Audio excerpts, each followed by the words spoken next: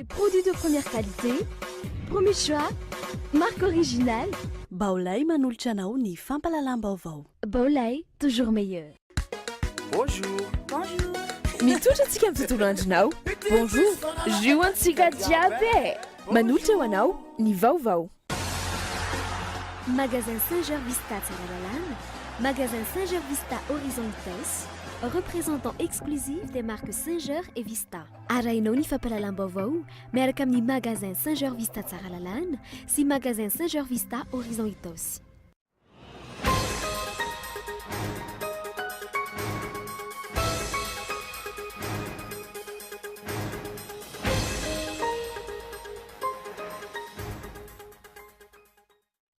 Ora vitsy mialohan'ny fanokafana ofisialy ny fionana an-tampony fa-12 francophonie manovokovoka any fanadiovana ny tanàna sy ny fanankonana ny andavanandrom-piainan'ny mponina ny fitondrana anatsarana endrika ny mason'ny vahiny.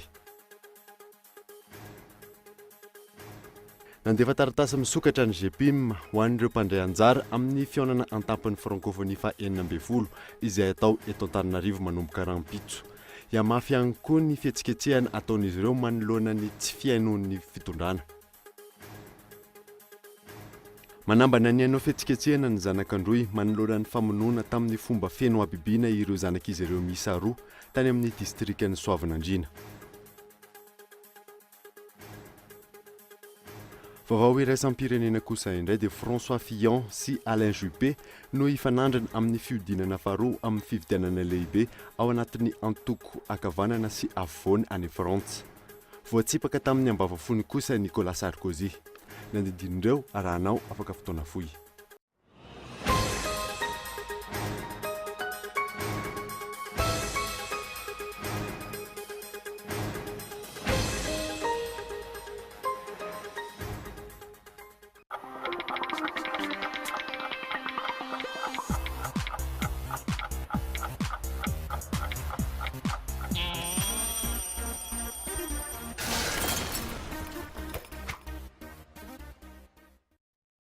Vita ve télécommande hoatelintsika rahavitso? Ka io jiro hitan'ny latapaka io ariko.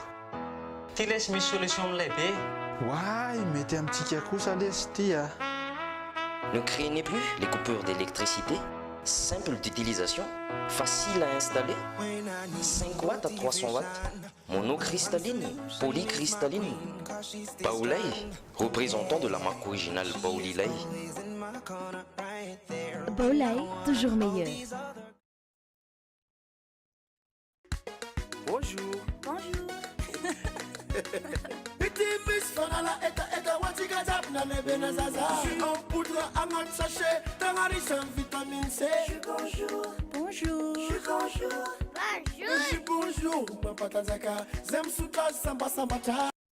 Bonjour. Bonjour Narewe. Bonjour. Bonjour.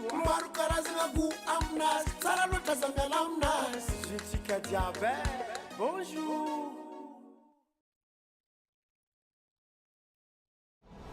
Coloris, distributeur des peintures de référence. Eurolux, la peinture par excellence pour bâtiments intérieurs et extérieurs.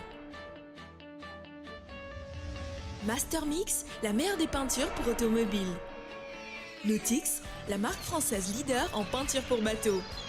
Coloris, c'est plus de 150 000 couleurs disponibles. Nous composerons pour vous toutes les couleurs disponibles sur le marché malgache en 5 minutes.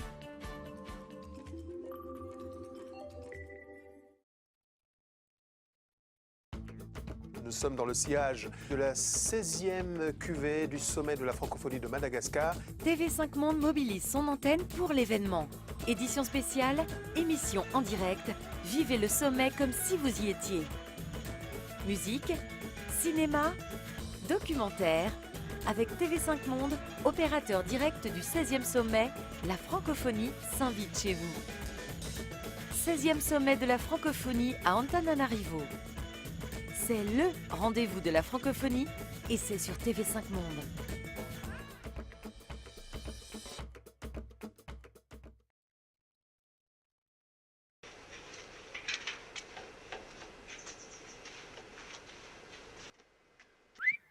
Tsara kosa izy zany. Ino ny loko io azafady? Primokat io ramsar. Aiza no aza hitanana io? ahitana azy daholo ny quincaillerie rehetra izay mahazatra anao. Sûr mihitsy amin'ilay lavako azy. Merci e. Hono misy an'le promocat ato aminareo? Misy ka. Amin'ilay inona ny tendra misy? Za manko mila mandoko vavahady ary mila maromaro mihitsy. Misy sady misy amin'ilay eto amin'ny vitsara io. Sady mora le izy.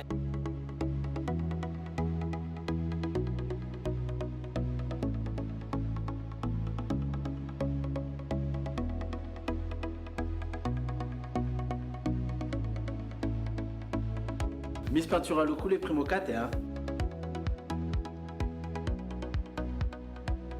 Exigez la gamme de peinture Primo 4 chez votre revendeur habituel. Primo 4, une valeur sûre pour toutes les surfaces.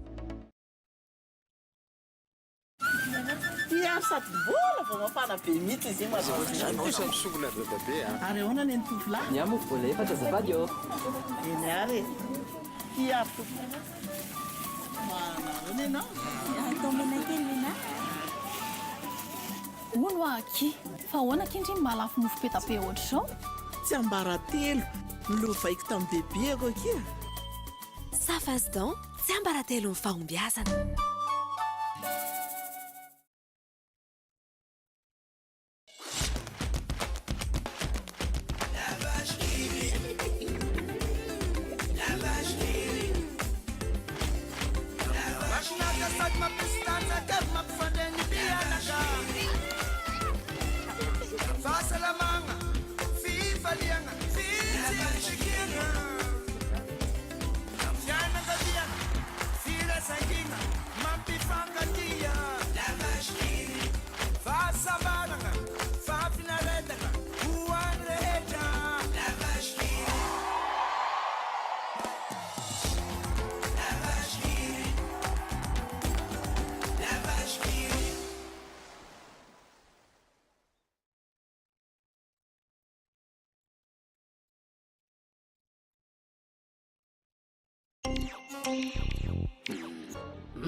Ok, on détourne leur attention et on prend les manettes. Et comment on fait, Rouge?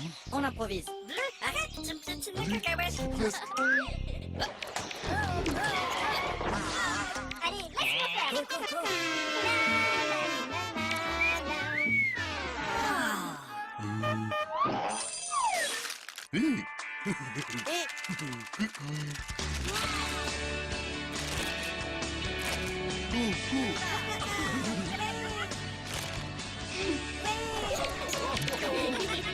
M&M's, le plaisir que l'on partage.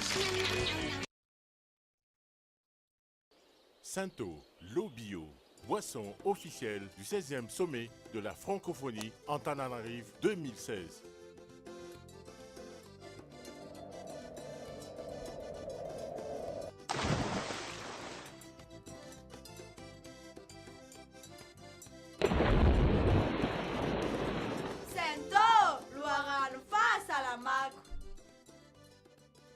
Buvez de l'eau, buvez bio, buvez Sainto.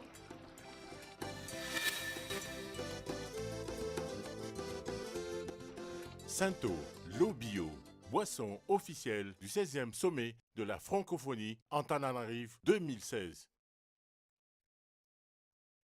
Tu crois qu'elle est comment, la vache qui fait du kiri? Elle est toute carrée comme le kiri. Ou alors elle est rallongée pour faire plus de boulets. Moi, je crois qu'elle a un masque et une cape bleue. C'est une vache super-héros, en fait. Trop bon. Du lait, de la crème et plein d'imagination. Kiri, kiri, kiri. Nous sommes dans le sillage de la 16e cuvée du sommet de la francophonie de Madagascar. TV5 Monde mobilise son antenne pour l'événement. Édition spéciale, émission en direct, vivez le sommet comme si vous y étiez. Musique, cinéma, documentaire, avec TV5 Monde, opérateur direct du 16e sommet, la francophonie s'invite chez vous. 16e sommet de la francophonie à Antananarivo. C'est le rendez-vous de la francophonie et c'est sur TV5 Monde.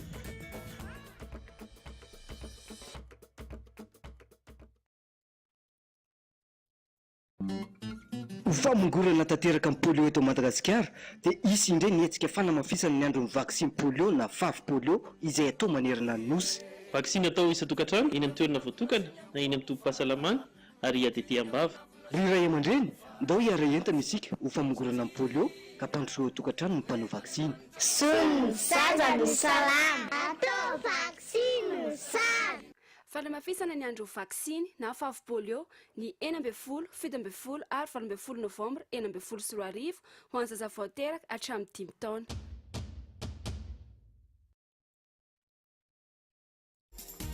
Mahalinanao ity bijouterie vidy volamena tongava malaky ao galerie Sive tsara lalàna ao amin'ny premier étage Barça 08 apita central hôtel na ihany koa ao building complexe Apeflou vao miditra vavahady amin'ny ilany ankavia fanamariany vavahady eo amin'ny arébus Apeflou apita ny fiangonana azadinona ny mitondra kara-panondro galerie Sive tsara lalàna téléphone 034 54 816 18 na building complexe Apeflou téléphone 033 79 830 63.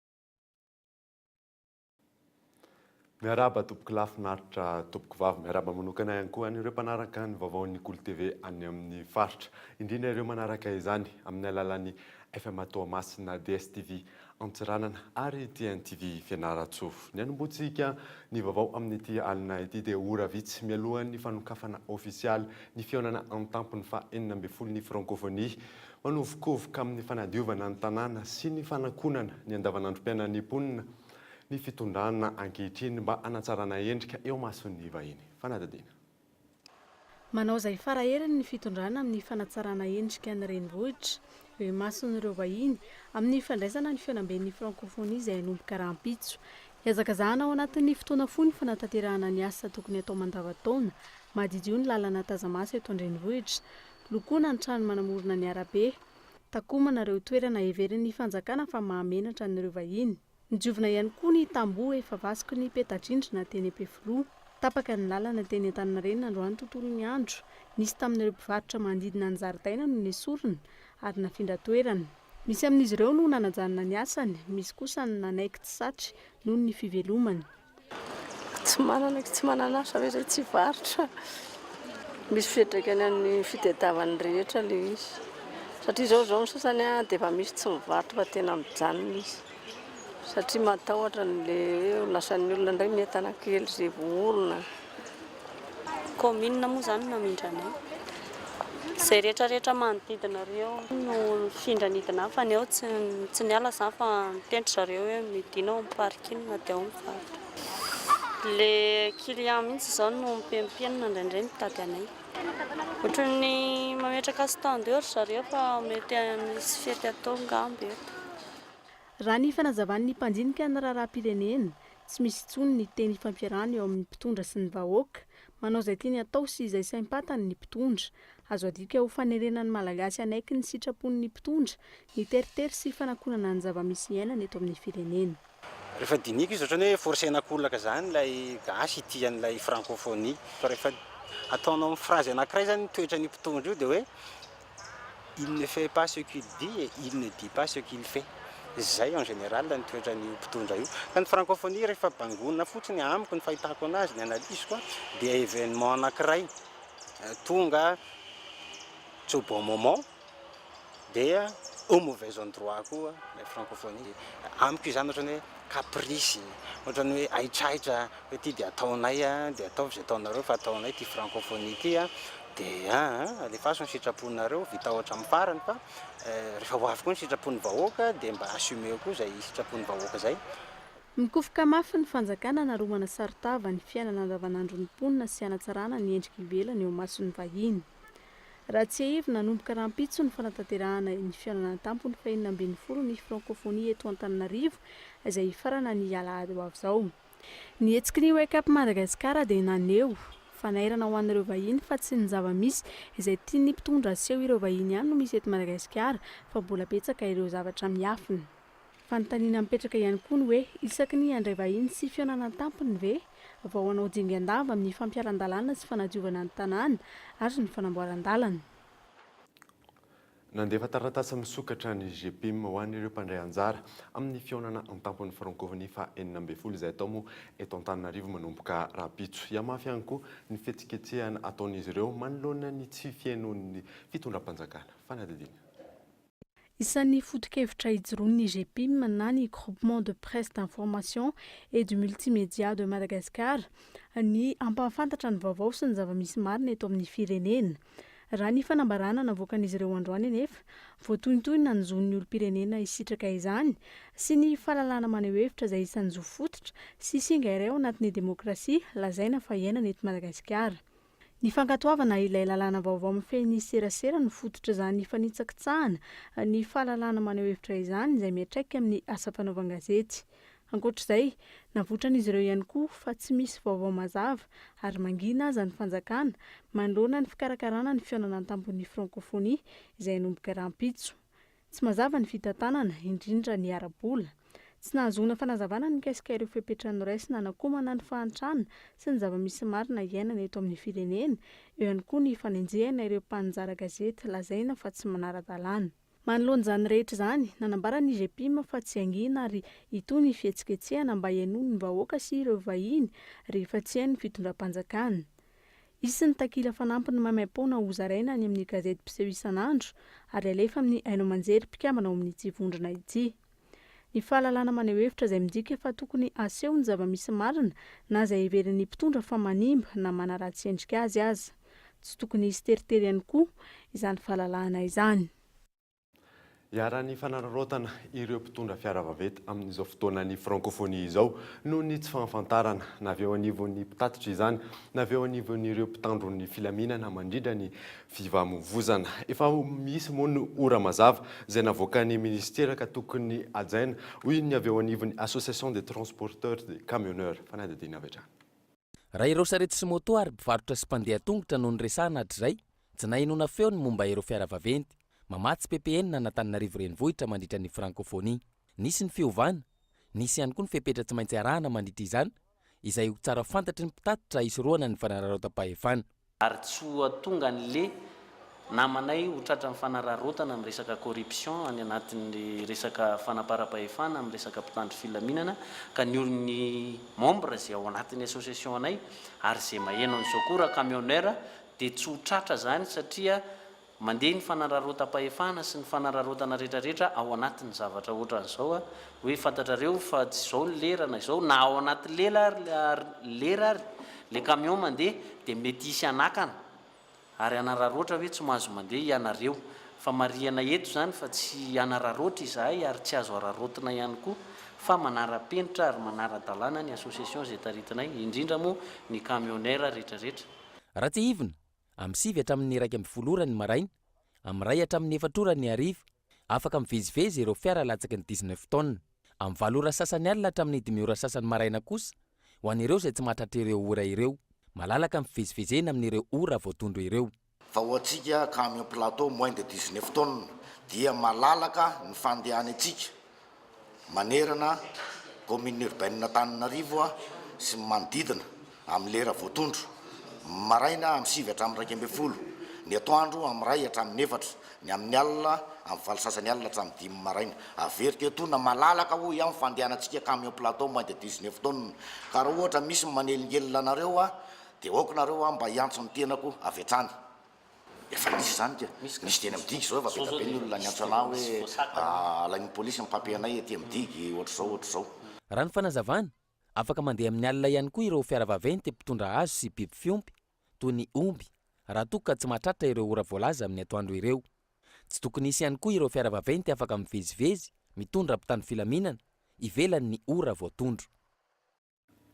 Araka nefa notenena taminao teto amin'ny sampana fampahalalam-baovaon'ny Kolo TV FM tonga nidina nijery ifotony ny zava-misy marina amin'ny raharaha somamanina ny fiarahamonim-pirenena avy ao amin'ny Kradoui sy ny solotenina avy ao anivon'ny OIF ary ny mpanao gazety ny TV5 Monde.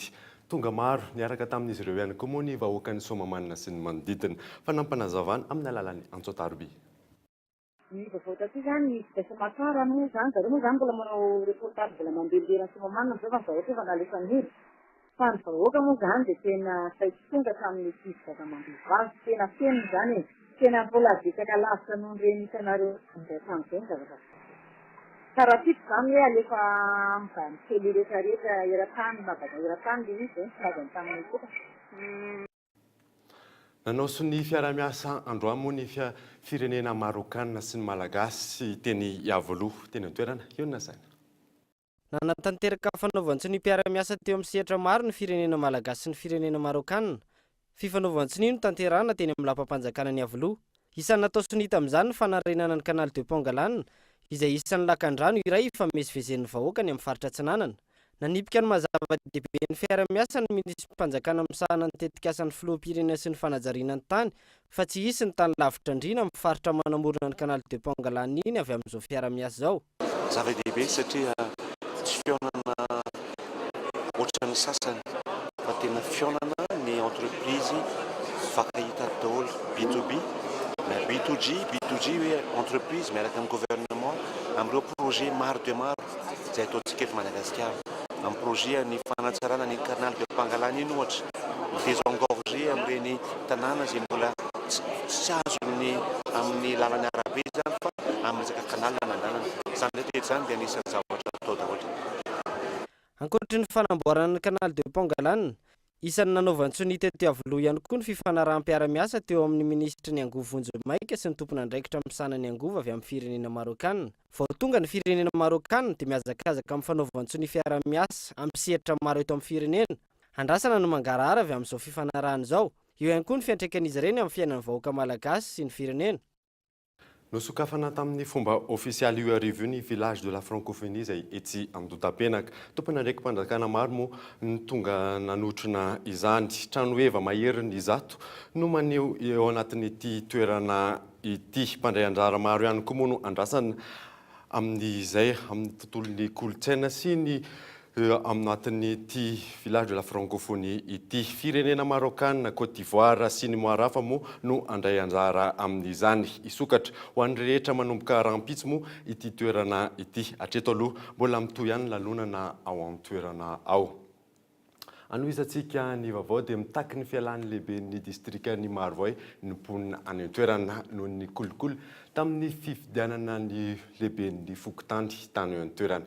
Fanadadiny Michela Ranardzon. Izy nisy fifidianana atao adiny ndraiky. Aiza mba misy fifidianana fokotany hoe atao adiny ndraiky izy dia hoe zay tonga tsony dia zaravana. Tsara misy raha ohatran'izany. Fokotany firy no fifidianana sef. Fokotany ao zany 12 communes zany ao Marovoay izy. 13 communes. Saikisaiky tratran'izay jiaby. Zay ny zavatra mampalahelo. Avy aloha le vahoaka isafidy, izay safidy. Le toerana tsy ara-dalàna. Zay maromaro anatin'ny district io. Ankatanay averina ny fifidianana. Firy exactement. Mety tsy laza manontolo zay fa misy ny fangatana nataon'ny fitaraina nataon'ny fofon'olona. Dia ireo fitarainan'ireo zany entina amin'ny ambaratonga ambony. Ahafahan'zareo mandapa-kevitra hoe tiana averina fa maromaro. Fanapara-pahefana, fanaovana kolikoly, fifidianana sy fokotany tsy ara-dalàna, manana loko politika, ampany amin'ireo fitorohana, nataon'ny mpon'ny Marovoay mahakasika ny lehiben'ny distrika ny an-toerana. Manoloana izany mangataka tsy misy atakandro ny fialan'ny mponina. Manoloana izay zavatra tsy mety io, dia angatanay ny anesorana ny lehiben'ny distrika io eto amin'ny Marovoay. Anisan'ny mpanao kolikoly izy. Na maniraka mampanao kolikoly. Tahaka izao kosa ny nambarany lehiben'ny distrika rehefa nanontaniana mahakasika ity raharaha ity. Ny marina dia nisy fifidianana sy fokotany natao teto anatin'ny distrikan'ny Marovoay araka ny baikon'ny ministera. Tao anatin'izany ny 2009-089 nampiasaina dia iny texte iny zany no baziny. Dia misy critère zany ao anatin'iny texte iny. Misy olona tsy tafiditra ao anatin'iny critère iny le olona. Dia voatery zany lalàna ny candidaturany. Ao koa misy olona tsy lany ny vahoaka. Dia ireny olona tsy lany sy tsy tafiditra anatin'ny critère eny no nosamborany mpanao politika izay tsy natafiditra olona tao anaty fokotany na tonga n'ilay olana. Izany mpiasa-panjakana dia izay fanekeny faminendren'ny fanjakana no atao. amin'ny fanjakana zany manindry fanjakana nandevana eto za tsy mbo fitika hoe manao démission. Milaza ny tokony ireo mponina maro vaira toka tsy miala ny lehiben'ny distrika. Andrasina eo ny mety ho toy n'ity raharaha ity. Mazava aloha fa raikitra ny ady eo amin'ny mponina, solombavam-bahoaka sy ny lehiben'ny distrika ny Marovoay. Raha tsy ahivana, efa namoaka fanambarana ho fanarina ny mpitondra momba io fividiana lehibe mivoky tany io ny KMF Knoe tamin'ny faefatra ny volana Novambra lasa teo. Fividiana lehibe ny foky tany, hatraiza ny fampiarana ny lalàna ny fanontaniana napetraka io fiarahamonimpirenena io. Tsy nomen'ny mpitondra avaliny anefa izay antso izay hatramin'izao, ary mbola manjavozavo hatreto ny didim-panjakana laharana 7 sy 7 miatra amin'ny fividiana lehibe ny foky tany. Lafim-baovao hafa tanteraka kosa indray dia produit de luxe izay nisokajina ny mahabibo amin'izao fotoana izao tsy ampy ny miparitaka eto amin'ny tsenanantiny fa lasa ny vahiny avokoa vokany moa tsy mitsaha miakatra ny vidiny ary ahina mbola hiakatra ary raha ny fanazavany ireo mpanangomokatrakatra. Fanadadiny Michela Ranardzona Drano. Zany le voany le tsy mety hoanina ty fa ao anatiny misy le mety hoanina. Dia iny am'izay ny saina zany iny diovina tsara zany izy iny. Mbola misy hoditra ny kely matetika dreo anatiny izy. Dia diovina tsara dia tonga fotsy izy. Dia rehefa mety hoanina izy dia eo ndray zany ro avadika ndray zany izy atao ohatra hoe atao salé dia azo atao an'izany koa izy. Zany hoe karazany roa zany no vita aminy nature dia salé. Mahabibo voankazo hita iray any amin'ny faritra andrefan'ny Madagasikara, Mampikony sy Port Berger no ahitana betsaka izany raha ny fanadinana natao. Ny volana Aogositra no fotoana mampamelana ny hazo, ny volana Septambra sy Oktobra kosa no mampamoa azy. Indray isan'ny taona ihany no mamono mahabibo. Raha oharina tamin'ireo taona lasa, lafo ny vidin'ny mahabibo amin'izao. Na izany eny am-potony na ihany koa ireo efa voahodina. Tena lafo mahabibo nanomboka tamin'ny taona 2015 teo zany mipaniakatra be misy satria izy ty misy zany ny tsoko orinasan'ny firenena mikambana mila n'izy ty dia voatery zany tsy maintsy manafatra avy ety zany zareo fa tsy ampy ny any ivelany dia mameno cotonera ato Mahajanga dia atsaka any eo zany napakatra be ny vidiny dia le mpinana zany amin'izao tena mijaly tena niakatra be le vidiny. Ny kapoka zao mandeha 25 000 amin'izao kapoka.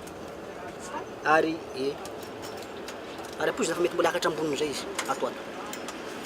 Ohatran'io alaina io zao tsy mivantana tsony esaina tsony io fa commande le olona ry amin'ny dépôt. Karaha ataontsika hoe afaka 200 karaha io mety tonga hatrany amin'ny 300 000 farany ambany kilo ray amin'ny mohony le entana mitsaka ny velany fa mahatonga an'izay dia tsy ampy. 3 ariary ny kilao an'ny mahabibo tsy voahodiny eny am-potony ary amidin'ireo mpanangom-bokatra 700 sy 3 ariary. 5 ariary kosa ny kilao ho an'ireo efa voahodina ary ahina hiakatra, 3 ariary afaka 2 taona. Fa ankoatran'ny olona tsy fampin'ny vokatra paritaka eto amin'ny tsenanantiny, tsy misy ihany koa ny fitaovana manara-penitra ahafahana manidina izany vetivety. Zay indrindra tsy fampian'ny fitaovana, tsy fampian'le nampiasaina koa tena problème. Dia lasa ohatran'ny ararotiny zareo zany hatramin'le hitanao zao zay tena mividy lafo be ty ambanivohitra fa tena mora kely ny vidin'ny Rimagengara iny. Zany zany mahazo eo amin'ny ataontsika 1000 francs par kilo zany ro alailay amin'izy. Fa zareo avy any ambanivohitra kosa le tena tompony manana tongotra be amin'izy. Fa izay ny collecte zany tena ohatran'ny azo lazaina hoe Ho an'ny eto Mangapaika toerana iray isan'ny manodina ny mahabibo. Manodidina 20 taona isan-kerinandro ny mahabibo vokatra eto, saingy izay vokatra lasa ny vahiny raha ny fanazavana hatrany. Ny frantsay, ny sinoa ary ny karana kosa no manondrana ny ampaham-betsaka amin'ny mahabibo vokatra eto Mahajanga. Tontolon'ny fahasalamana kosa indray dia tsy foana tanteraka ny aretina lefakozatra eto Madagasikara. Ho an'ny tanànan'ny Mahajanga izay nanaovana vaksiny vahobe moa ny herinandro lasa teo, mbola sakana goavana ny fandavan'ireo ray aman-dreny ny fanaovana izay vaksiny izay. Fanadadina. Ny taona 2014 no nahitana voalohany ny aretina ny lefakozatra teto Madagasikara. Olona 12 no fantatra hatreto fa mitondra izay aretina izay. Mitombo-paritaka ihany anefa izay tsy mikaretin'izay na teo aza ny fanaovana ireo vaksiny fobe. Efa miisa 9 hatreto na tsy nahitana tranga vaovao intsony ihany koa nanomboka ny volana aogositra 2012. Ilaina ny famerenana ny vaksiny raha ny fanazavana ireo tompony andraikitra ara-pahasalamana. Une fois de plus, le message c'est que le vaccin est la seule façon d'éviter. Mbola averina ombenombeno fa ny fanaovana ny vaksiny no ahafahana misorika ny aretin'ny lefakozatra, aretina izay mbola tsy ahitana fanafany hatreto, aretina ihany koa izay mampalemy ny zaza mandra-pahafatiny ary mahafaty ihany koa. Tsy olana ny famerimberenana izany, tsy misy antony tokony andavana izany raha toa ka te hisorika isika. D'éviter à votre enfant un handicap lourd et potentiellement mortel. Mahakasika izay fandavana ny fanaovana ny vaksiny izay teto Mahajanga, ny taona 2012 no nahitana trangana lefakozatra 2 tao amin'ny fokontany Tsararano Anosikely, zaza 7 volana sy 2 taona. Sakana ho azy ireo ny fitsoan'ireo ray aman-dreny amin'izay fanaovana vaksiny izay. Ny fahatsika moa zany amin'ny resaka vaccination, ny taux de couverture zany be da be ny ankizy tsy manao vaksiny. Zay ny tena marina. Raha tokony hoe vita 100% zany tsy vita 100% zany ny ankizy. Satria misy ray aman-dreny hatramin'izao mbola tsy mitondra manjana mandeha vaksiny. Mbola misy ny refus. Eto amintsika eto Mahajanga any zao aloha dia be da be ny refus. Mandositra mihitsy, zay ny fahalalany. Zay ny fahalalany mbola tsy ilainy io vaksiny io. Mbola tsy fantany le tena tombotsoan'le vaksiny. Dia tsisy azony aty ministère fahasalamana zany fa manazava foana, sensibiliser foana. Ny herinandro teo no nanatanterahana ny vaksiny fobe na ny campagne polio andiany fasivy. Tany Marovaina nanaovana ny fanombohana tamin'ny fomba ofisialy. Fanaovana vaksiny ny zaza 4 tapitrisa mahery manodidina no ohatra hatramin'ny 7 volana no tanjona tamin'izany. Amina mpiara-miasa akaiky ny francophonie ny TV5 Monde. Manaraka akaiky izany izy ireo ary efa eto an-toerana moa ny ekipany izay tarihan'ny Tale Généraliny. Ity farany moa izay nitsidika ny orinasa Cool TV FM ary nanatotosa fandaharana manokana. Fanadidina. Rafitra lehibe 4 no mpiara-miasa akaiky amin'ny francophonie, ny AUF na ny Agence Universitaire Francophone, ny AIMF na ny Association Nationale des Maires Francophones, ny Université Seigneur d'Alexandrie ary ny orinasa tserasera TV5 Monde. Noho izany, manaraka akaiky ny fandraisan'i Madagasikara ny fihaonam-beny tany miteny frantsay ny TV5 Monde. Efa eto Madagasikara ankehitriny ny mpanao gazetin'izy ireo izay tarihan'ny Tale Générale Yves Bigot.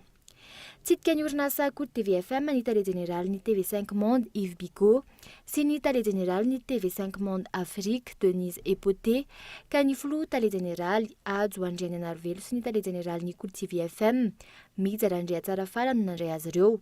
Ampiramina sy ampitsikina no tsidian'ireo Tale Générale roa ireo ny orinasa Cool TV FM sy ireo mpiara-miasa ao aminy. Nafinaritra ireo Tale Générale roa ny TV5 Monde ireo ny toeram-piasana, ny piasa ao aminy sy ny teknôlôjia ampiasaina ho fanomezana fahafa-po ny mpijery sy ny mpiaino ny Cool TV FM na eto Madagasikara na any ivelany. Raha ny teknôlôjia no resahana sangany eto Madagasikara ny fahitalavitra na amin'ny sary na amin'ny feo. Isan'ny no niresahana nandritra ny fitsidiana ihany koa ny fanamafisana ny fiara-miasa eo amin'ny TV5 Monde sy ny Cool TV FM. Ho fanatsarana hatrany ny tolotra omena ny mpijery sy ny mpiaino no anton'izany. Ankoatra ny fitsidiana nanantotosa fandaharana manokana teto amin'ny Cool TV ihany koa ny Tale Générale ny TV5 Monde Yves Bigot. Ny francophonie sy ny TV5 Monde moa no niresahana tamin'izany. Raha mpitsoalina ao aorian'ny fampahalam-baovao amin'ny teny frantsay no anarahanao izany fandaharana manokana izany. Tontolo ny fanabeazana kosa indray dia sokatra amin'ny janoary amin'ny taona ho avy moa ny lalam-piofanana technicien en maintenance informatique ao amin'ny lycée technique ny Alarby. Manoloana izany moa dia nitolorana solosaina misy 17 ity sekoly fianarana arakasa ity tamin'ity maraina ity. Fanadidiny Iona Saina.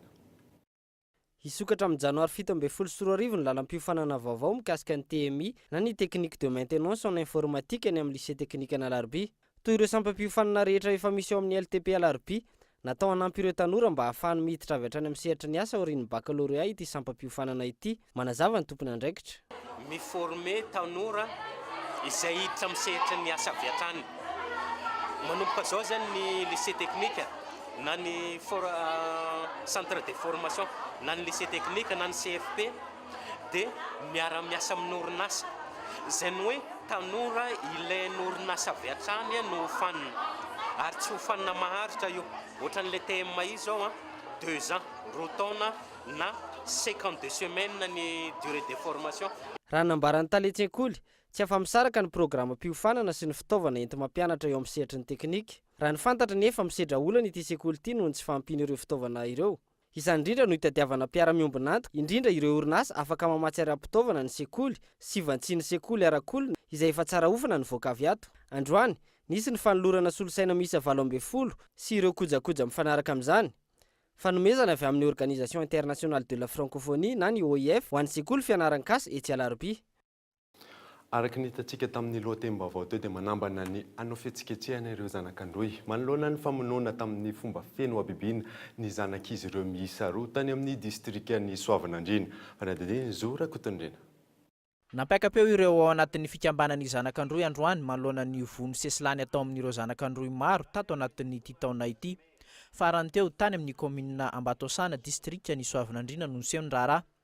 Tovolahy roa no nisy namono ary nisy nanala ny taovam-pananahany. Famonoana izay tsy mbola mazava hatreto ny nitrangany. Efa nisy ny fifanarahana tamin'ireo mponina any an-toerana amin'ny ampodiana ireo razana. Saingy misy tompona ndraiky mpanjakana ambony manakana izany raha ny fanambaran'ny fikambanana zanak'androy sy ireo ray aman-dren'ireo maty. Manaitranga alatra taova araka izany ireto farany. Zany hoe raha ho raisina fitipitinina zany ny fomba nay androy faty anankiray omby 3 raha vonoina tsy amin'ny antony le olona. Dia safe zany omby 9 izy anankiroa. Kanefa moa zay zany mbola tia fihavanana fa tsy nanao an'izay zavatra zay. Fa nandray an'le fifanarana sy fifanekena hoe omby 13 nalohan'ny zareo dia miantoka ny location makany androy. Miantoka ny sakafon'olona anaovana an'le havria moa izy anay androy zany. Lanonana ho izitsika. Dia nanaiky zany zareo ao, hatramin'ny mera nanaiky an'io, fokon'olona nanaiky an'io. So dia nga ministra raha no namarotra an'le taovan'le olona anankiroa. So dia nga ministra raha no nanao hoe alay vao mbatao saina le taovany fa ho amitsika fa vola be io. Miaraka amin'ny mahalela azy. Raha tsy ahivina tamin'ny 27 ny volana Oktobra no maty nisy namono ireo tovolahy roa ireo. Hatreto anefa tsy misy ny taratasy mazava avy amin'ny mpitsabo momba ny nahafatesan'izy ireo izay efa nalevon'ireo fokon'olona avy hatrany. Etsak'ilan'izay tsy mazava ihany koa ny antony namonoana ireo olona ireo izay nolazaina fa olon-dratsy raha ny fitataran'ireo fianakaviana ireo. Tsy mitombona nefa izany ary tsy manaiky ny endrika fitsaram-bahoaka tahaka izao ihany koa izy ireo. Manambara ny anao fihetsiketsehana goavana araka izany ireto zanak'androy ireto raha toa ka tsy misy ny fandraisana andraikitra matotra avy amin'ny mpitondra fanjakana momba ity raharaha ity. Ka miantso ny manam-pehefana izahay mba hijery akaiky an'ity raharaha ity satria na izahay efa gaga. Tsy misy afa-tsy ny hoe tsy hoe manavakavaka izahay fa tsy misy afa-tsy ny foko atandroy foana no anaovana etraketraka ohatrin'izao. Fa dia tena naninona nareo ireo tandroy ireo isan'andro na manao nareo opération dahalo mandeha hatrany ambosary tapahana ny lohan'ny olona. Dia zay olona manao opération satria arovan'le lalam-panorenana manao hoe manao opération dahalo dia vonona atao ohatrany vonomoka le zanaka an-tandroy. Ka raha ohatrin'ity ny zavatra miseho isan'andro dia zaho tsy manao hoe misy adipoko fa mety voatery zahay zany izay mahatsapa fa ho victime andray ny andraikinay satria mba manana ny lehibenay zahay, manana ny tany ny boahanay ary manana ny ray aman-dreninay ary indrindra fa hoe raisinay fa anisan'ny victime amin'izao fitondrana zao efa mipetraka izahay. Raha tsy ahivina tsy voalohany no raharaha mahavoakitika ny zanak'androy tahaka izao tamin'ity taona ity. Efa nisy ohatra ny famonoana izay nitranga tany amin'ny karera tany Anjozorobe. Eo ihany koa ilay raharaha izay nahafatesana zanak'androy maro tany amin'ny distrikan'ny Tsoromandidi izay efa nampiakapeo ireto zanak'androy ireto andrasana ny ho toy ny raharaha.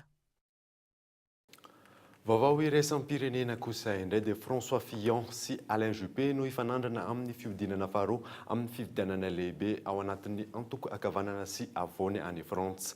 Voatsipaka tamin'ny ambavavony kosa i Nicolas Sarkozy fanadadina eo amin'ny sarany France 24. Tsy nisy nanam-pony valan'ny fifidianana lehibe ao anatin'ny antoko ankavanana sy avony any Frantsa. Tarika alavitry François Fillon tamin'ny isa 420 faingoroa isanjato, nanaraka azy Alain Juppé izay nahazo ny salanisa 20 sy 900. Nihintsana kosa Nicolas Sarkozy izay tsy nahazo afa-tsy 20 faingo 900. Raha ny antotanisa azo toan'ny toerana, efa mandidina ny 4 tapitrisa ireo nifidy tamin'ity indray mitoraka ity. Vonovoaka ireo vokatra dia nanao fanambarana sady François Fillon mikasika ny fifidianana fiodinana faharoa izay atao amin'ny alahady ho avy izao. Ho an'ny frantsay rehetra na inona safidiny, ny teniko dia izao hoe andao hiaraka isika anorina Frantsa mafy amin'ny sehatra rehetra.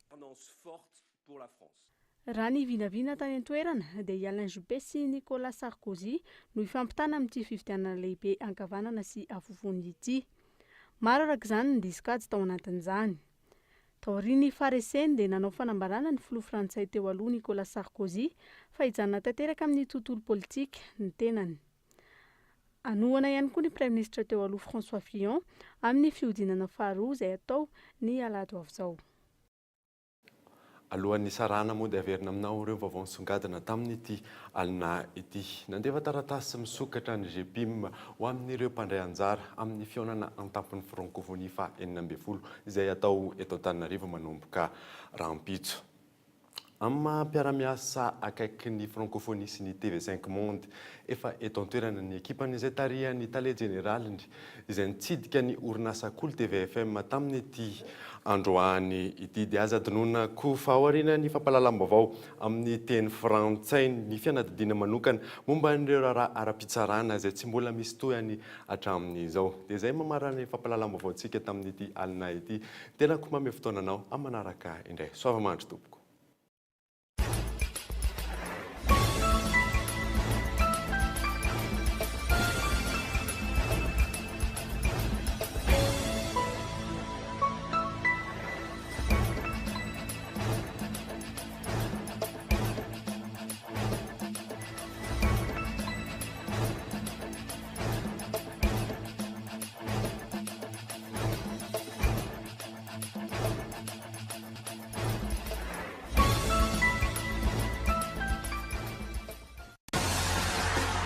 Magasin Saint-Gervais-Vista Tsaralalana, Magasin Saint-Gervais-Vista Horizon Itos, représentant exclusif des marques Saint-Ger et Vista. Magasin Saint-Gervais-Vista Tsaralalana, Magasin Saint-Gervais-Vista Horizon Itos, nanolotra anao teo ny fampahalalam-baovao.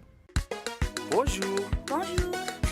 Narainao teo ny vaovao niaraka tamin'ny bonjour. Joantsika jiaby. Des produits de première qualité, premier choix, marque originale.